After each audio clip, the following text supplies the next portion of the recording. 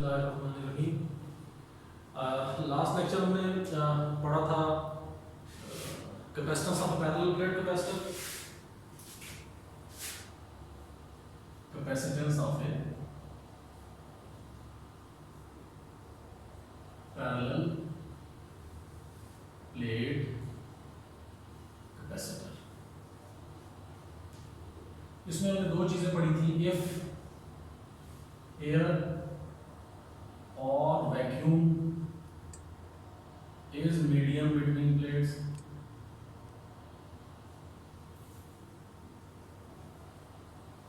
then capacitance is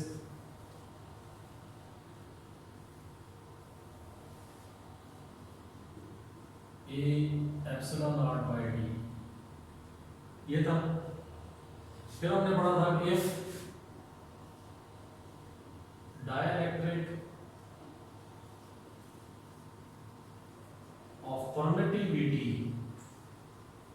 epsilon r is placed between plates, और हमने क्या पढ़ा था कि डाइलेक्ट्रिक रखने से परमिटिविटी, डाइलेक्ट्रिक रखने से कैपेसिटेंस बढ़ जाती है। और कितने टाइम बढ़ती है? जितनी उस डाइलेक्ट्रिक की परमिटिविटी होगी। अगर उस डाइलेक्ट्रिक की परमिटिविटी 10 टाइम्स 10 होगी तो कैपेसिटेंस उस डाइलेक्ट्रिक रखने से 10 टाइम्स बढ़ जाएगी। अगर उस डाइलेक्ट्रिक की परमिटिविटी 20 है तो आपके पास क्या होगा? आपके पास उस कैपेसिटर की कैपेसिटेंस 20 टाइम्स बढ़ जाएगी। अगर उस डाइलेक्ट्रिक की परमिटिविटी एप्सिलॉन आर है, then capacitance increases,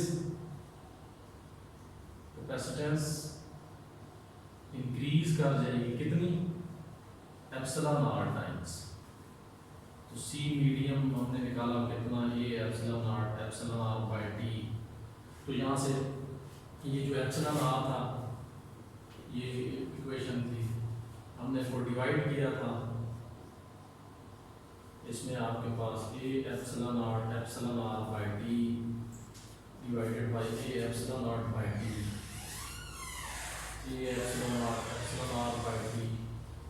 but division multiplication में हो तो डिवीजन के बाद वाली चीज उलट जाती है। ए एप्सिलॉन आर से कट गया था तो एप्सिलॉन आर किसके बराबर आ गया था? आपके पास सी मीडियम ओवर सी वैक्यूम। इसको एप्सिलॉन आर को क्या कहते हैं? क्या मैंने बताया था? रिलेटिव परमिटिविटी, या इसको डाइलेक्ट्रिक कांस्टेंट, या डाइलेक्ट्रिक कोफिशिएंट। और ये हमेशा 1 से ग्रेटर है। Relative permittivity is greater than 1। ये आपने लास्ट लेक्चर में सारा कैपेसिटेंस की पूरी तफसील थी, थोड़ा सा मैंने उसका आपको खुलासा सा दिया उसका। अब जो हमारे पास नेक्स्ट टॉपिक है वो है कॉम्बिनेशन ऑफ कैपेसिटर्स। वो आपके पास क्या चीज है? Combination of capacitors.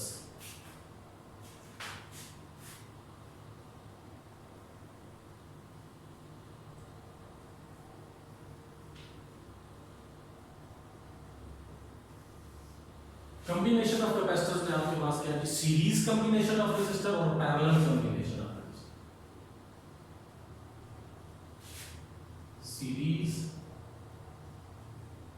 combination of capacitors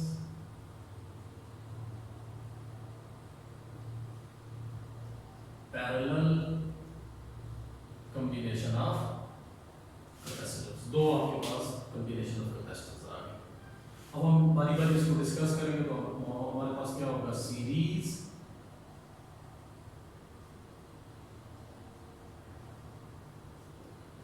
combination of capacitors. यानी इसमें क्या आपका? इसमें आपके पास कैपेसिटर्स जो है वो सीरीज में लगे होंगे। Suppose there are 3 capacitors connected in series. Suppose there are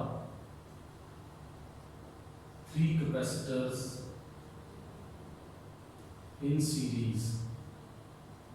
that is कौन से हैं? C1, C2, C3। 3 कैपेसिटर्स आपके पास सीरीज में हैं। जिस तरह इसकी फिगर क्या बनेगी? C1, C2,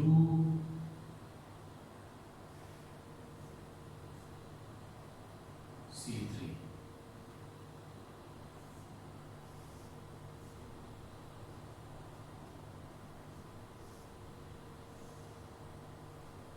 बैटरी से कनेक्ट हो गया। इस बैटरी से जो टोटल वोल्टेज सप्लाई हो रही है वो कितनी है V, और जो टोटल करंट सप्लाई हो रहा है वो कितना है I। यानी इसका मतलब है चार्ज कितना जा रहा है यहाँ से, Q चार्ज फ्लो करके जा रहा है। कितना चार्ज, Q चार्ज आपके पास फ्लो करके जा रहा है। करंट आई है, यानी इसका मतलब है चार्ज Q चार्ज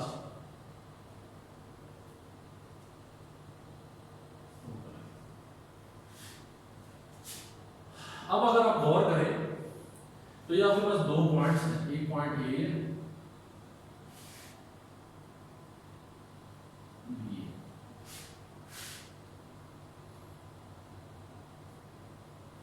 अब यहां पे मैं आपको एक चीज बताता चलूं कि अगर कैपेसिटर्स सीरीज में लगे हों तो आप अगर थोड़ा बारीकी से गौर करें ना तो आप ये देखेंगे, मैंने क्या बताया, अगर कैपेसिटर्स किस में लगे हों, सीरीज में, तो अगर आप बारीकी से गौर करें तो आप ये देखेंगे कि तीनों कैपेसिटर्स के पॉइंट ऑफ कांटेक्ट्स डिफरेंट हैं। वो पॉइंट्स जिनके दरमियान वो कैपेसिटर्स लगे हुए हैं, वो पॉइंट ऑफ कांटेक्ट्स, पॉइंट जिनके दरमियान कैपेसिटर लगा हुआ है, वो पॉइंट्स डिफरेंट हैं। इसका मतलब क्या हुआ कि अगर वो पॉइंट्स डिफरेंट हैं तो इसका मतलब है हर कैपेसिटर दो ऐसे पॉइंट्स के दरमियान लगा है जिनका हायर और लोअर पोटेंशियल डिफरेंट है। यानी हर कैपेसिटर दो मुख्तलिफ पॉइंट्स के दरमियान लगा है। इसका मतलब है हर कैपेसिटर का हायर पॉइंट, हायर पोटेंशियल का पॉइंट और लोअर पोटेंशियल का पॉइंट डिफरेंट है। मसलन मैं आपको मिसाल देता हूँ, ये पॉइंट ए है, ये बी है, दरमियान में इसको हम क्या ले लेते हैं, सी, ये क्या हो गया, डी। यानी अगर आप गौर करें तो कैपेसिटर C1 किस पॉइंट के दरमियान लगा हुआ है, ए और सी के दरमियान। यानी इसका मतलब है इसका जो हायर पोटेंशियल है वो ए और लोअर क्या है इसका सी। इसी तरह कैपेसिटर C2 जो है वो किसके दरमियान लगा हुआ है, सी और डी के दरमियान। यानी उसका हायर पोटेंशियल क्या है, सी, लोअर उसका क्या है, डी। डिफरेंट है दोनों के पॉइंट ऑफ कांटेक्ट, दोनों के पॉइंट ऑफ हायर पोटेंशियल और लोअर पोटेंशियल डिफरेंट है। इसी तरह कैपेसिटर C3 किसके दरमियान लगा हुआ है, डी और बी के दरमियान। यानी इसका हायर पोटेंशियल डी और लोअर पोटेंशियल इसका क्या है, बी। इसका मतलब इसके भी जो पॉइंट ऑफ हायर पोटेंशियल और लोअर पोटेंशियल डिफरेंट है। तो जब तीनों कैपेसिटर्स के पॉइंट ऑफ हायर पोटेंशियल और point of lower potential different है तो इसका मतलब है तीनों के अक्रॉस फिर पोटेंशियल डिफरेंस भी सेम नहीं है। तीनों के अक्रॉस पोटेंशियल डिफरेंस भी सेम नहीं है। इसका मतलब क्या हुआ, फिर इधर पोटेंशियल डिफरेंस क्या हो जाएगा, V1, इधर पोटेंशियल डिफरेंस क्या हो जाएगा, V2, इधर पोटेंशियल डिफरेंस कितना हो जाएगा, V3।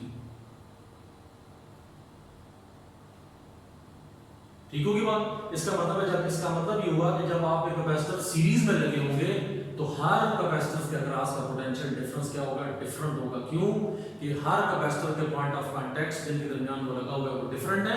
लिहाजा हर कैपेसिटर के पॉइंट ऑफ हायर पोटेंशियल और point of lower potential different होंगे। लिहाजा उनके दरमियान का पोटेंशियल डिफरेंस भी क्या होगा, डिफरेंट होगा। समझ आ गई बात।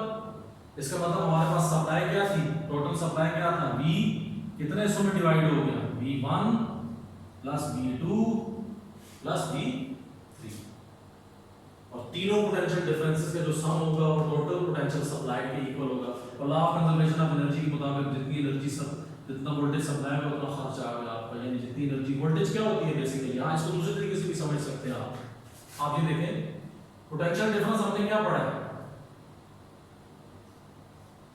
पोटेंशियल डिफरेंस क्या है, वर्क डन पर यूनिट चार्ज या एनर्जी पर यूनिट चार्ज या वर्क डन पर यूनिट चार्ज। इसी तरह और करंट क्या है, फ्लो ऑफ चार्जेस।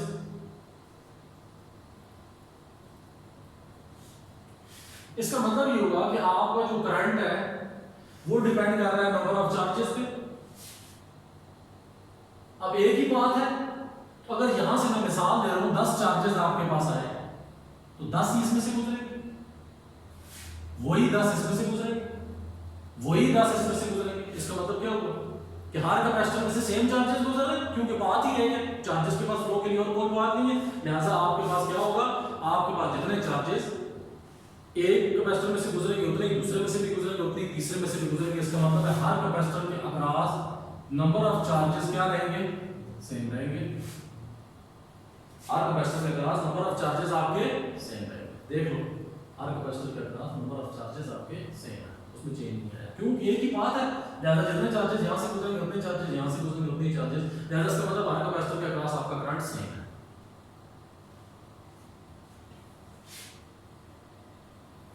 ठीक होगा जी। और पोटेंशियल डिफरेंस क्या है, एनर्जी पर यूनिट चार्ज। अब जाहिर बात है जब यहाँ potential difference energy per unit charge है, अब जाहिर बात है यहाँ चार्जेस पहले आएंगे तो ज्यादा एनर्जी के साथ आएंगे। चार्जर के पास energy per unit charge energy ज्यादा थी, आगे यहाँ खर्च हो जाएगी बहुत सारी एनर्जी, फिर जब अगले कैपेसिटर तक पहुंचेगा एनर्जी और खर्च हो जाएगी। इसका मतलब एनर्जी पर यूनिट चार्ज आपकी चेंज हो जाएगी, पोटेंशियल डिफरेंस चेंज हो जाएगा। थर्ड पे पहुंचेंगे फिर क्या होगा, फिर आपके पास और एनर्जी जब पहुंचेंगे तो लेस एनर्जी के साथ पहुंचेंगे। लिहाजा इसका मतलब एनर्जी पर यूनिट चार्ज और कम, और एनर्जी पर यूनिट चार्ज कम से बुरा और ज्यादा डिफरेंस आ जाएगा। लिहाजा पोटेंशियल डिफरेंस आपका तीनों के अक्रॉस क्या हो रहा है, चेंज हो रहा है, क्योंकि एनर्जी पर यूनिट चार्ज क्या हो रही है, चेंज हो रही है। और एनर्जी पर यूनिट चार्ज ही क्या होता है, आपका पोटेंशियल डिफरेंस होता है। यानी इसका मतलब है हर कैपेसिटर के अक्रॉस चार्ज को आपके पास, लेकिन ये चले समझाने के लिए एक अलग फैक्टर था। दूसरी चीज मैंने मेन आपको बता दी कि पॉइंट ऑफ कांटेक्ट डिफरेंट है, लिहाजा point of higher potential, point of lower potential different होगा। लिहाजा जब वो दोनों डिफरेंट होंगे तो पोटेंशियल डिफरेंस में फर्क आ जाएगा। दूसरे लफ्जों में कैपेसिटर एक कैपेसिटर पे पहुंचेगा दूसरे पे, तो इसका मतलब हर कैपेसिटर के अक्रॉस वर्क डन पर unit charge energy per unit charge change होती रहेगी। लिहाजा पोटेंशियल डिफरेंस भी क्या होता रहेगा, चेंज होता रहेगा।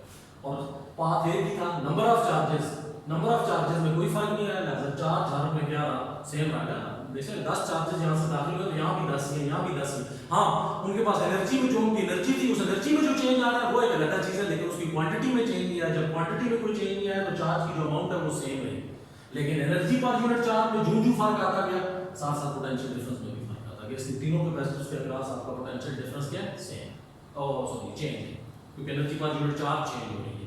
और चार्ज आपका क्या सेम है, क्योंकि क्वांटिटी ऑफ चार्ज में कोई फर्क नहीं पड़ा, एनर्जी में फर्क पड़ता है।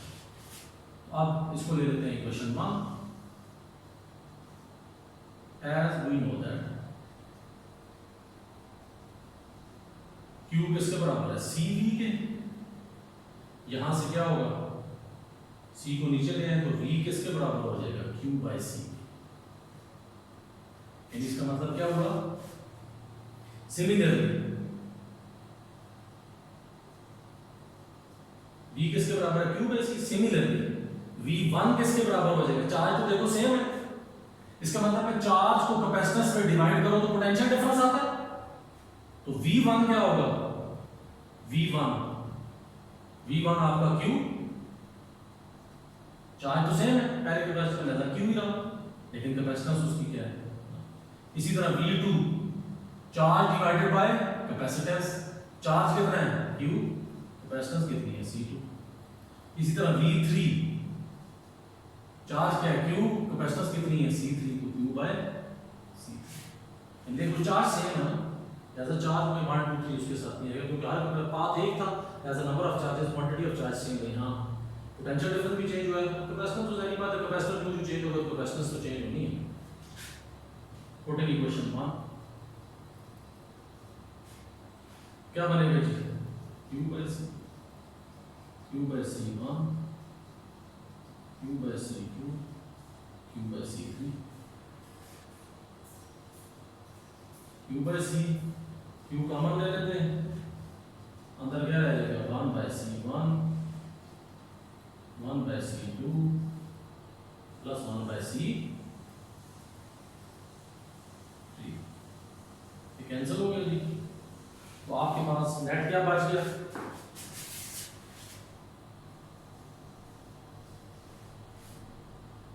ठीक है जी। तो आपके पास क्या चीज आ गई, 1 by C is equal to 1 by C1 plus 1 by C। ठीक हो गया। यहीं से कहते हैं there are n capacitors,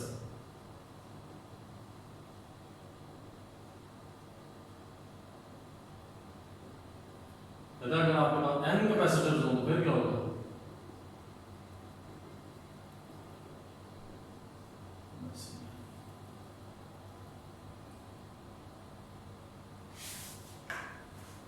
ठीक हो गया जी।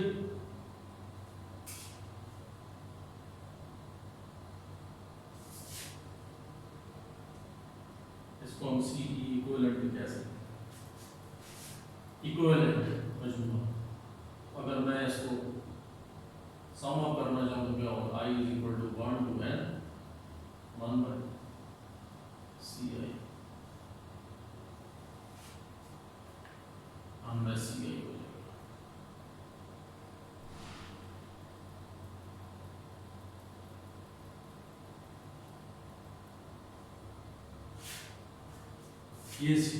ये सम किया 1 से लेके n तक है, तो 1 से लेके n तक को हमने किससे रिप्रेजेंट कर रही है, i से, 1 by सी आई, यानी पहले i इज इक्वल टू 1, फिर +2, फिर चलते चलते हम कहाँ तक चले जाएंगे, n तक।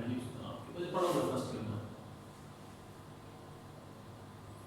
इसी तरह की parallel combination of resistor, parallel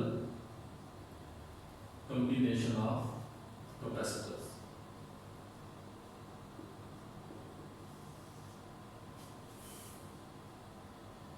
parallel में सही बात है, सिंपल है, C1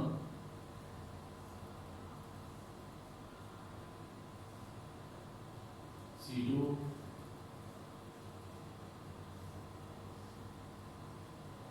C3।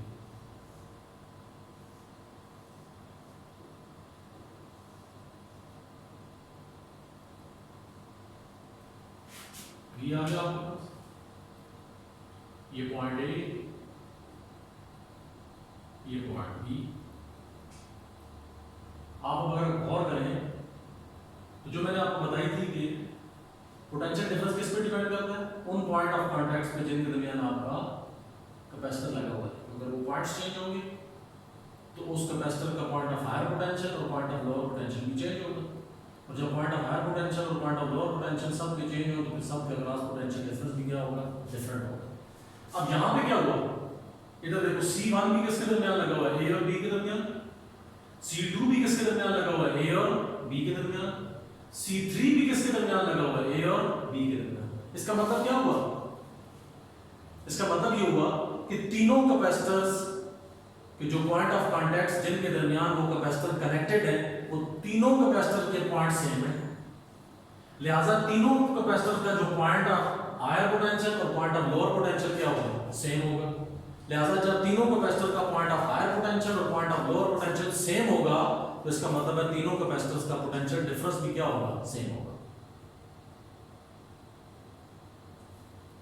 ठीक है जी, फिर बता रहा हूं, मैंने क्या बताया आपको, पोटेंशियल डिफरेंस किस पे डिपेंड करेगा, उन पॉइंट्स पे जिनके दरमियान कैपेसिटर लगा होगा।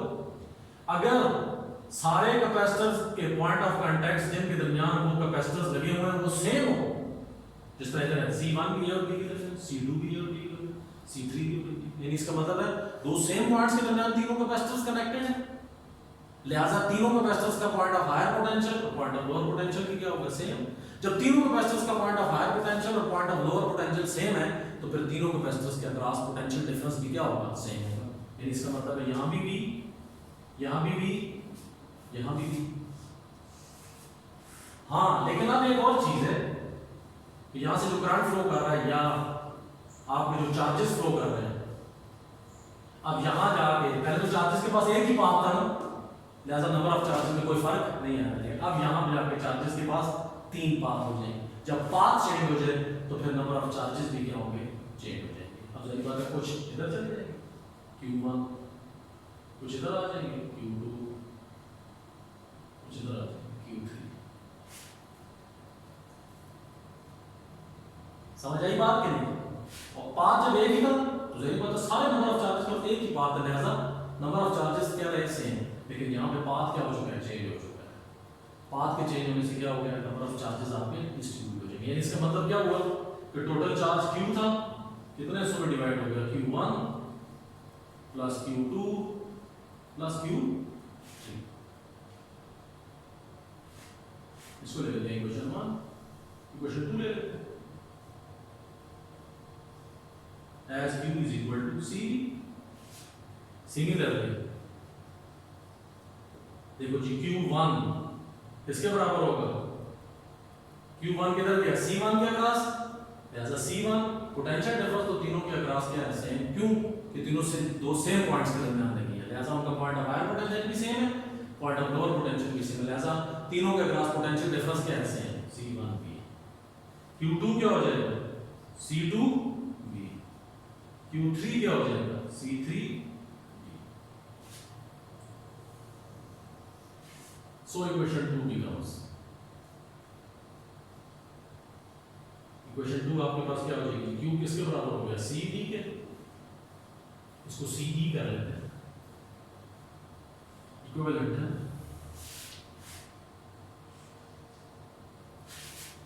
Is equal to C1V, C2V, C3V, V common, V से कैंसिल, तो CE किसके बराबर हो गया, C1 plus C2 plus C3। इसका मतलब कि जब पैरेलल में लगे होंगे तो कैपेसिटेंस किस तरह निकलेगी, सिंपल तीनों कैपेसिटर की कैपेसिटर या 4 है या 10 है, उन सब की कैपेसिटेंस को ऐड करो, पैरेलल का टोटल कैपेसिटेंस आ जाएगी। If there are n capacitors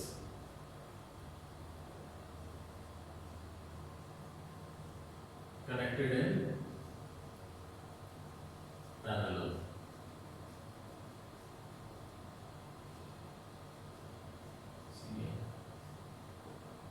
क्या बनेगा ये summation, I is equal to 1 to n CL।